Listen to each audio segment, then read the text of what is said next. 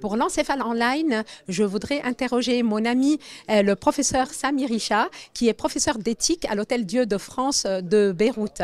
Alors, on a beaucoup parlé ces derniers temps, avec le changement de législation, sur les soins sans consentement, sur notamment l'isolement et la contention, avec les prérogatives, le contrôle du juge des libertés et de la détention, sur ces mesures qui sont des mesures privatives de liberté. Et donc, on le fait, on les applique dans un but de soin, bien évidemment, mais aussi dans le but de sécuriser l'entourage immédiat du patient et les autres soignants, mais en respectant toujours une règle qui est fondamentale, qui est la règle de l'éthique. Et le professeur Richa est professeur d'éthique et je voudrais l'interroger sur sa vision par rapport aux soins sans consentement et le rapport et quelle est la position d'un professeur d'éthique sur ces soins sans consentement.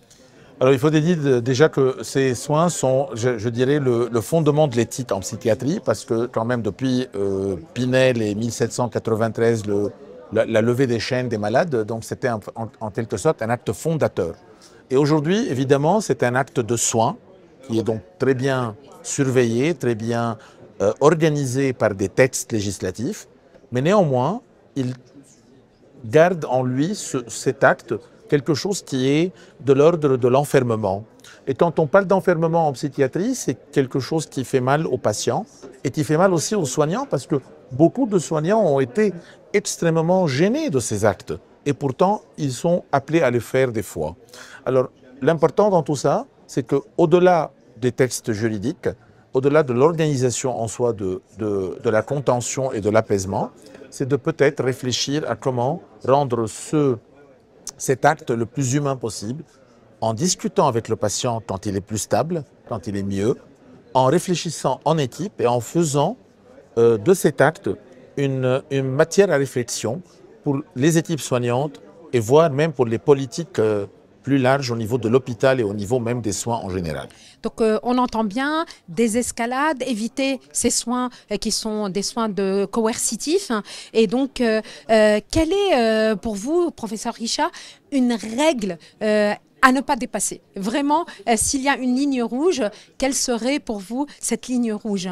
Ça devrait déjà être des soins de dernier recours, dernier recours. Et évidemment, quand les soignants sont bien formés, quand ils sont en nombre suffisant, ce qui n'est pas toujours le cas, et quand ils sont expérimentés, les désescalades verbales vont certainement faire que la situation va moins dégénérer et on aura moins besoin de ces soins.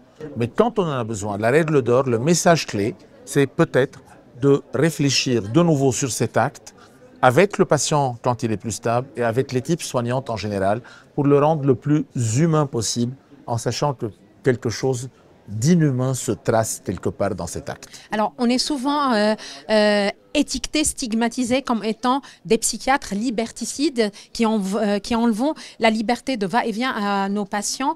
Et donc, qu'avez-vous à dire par rapport à ce positionnement et ce reproche qui nous est souvent fait?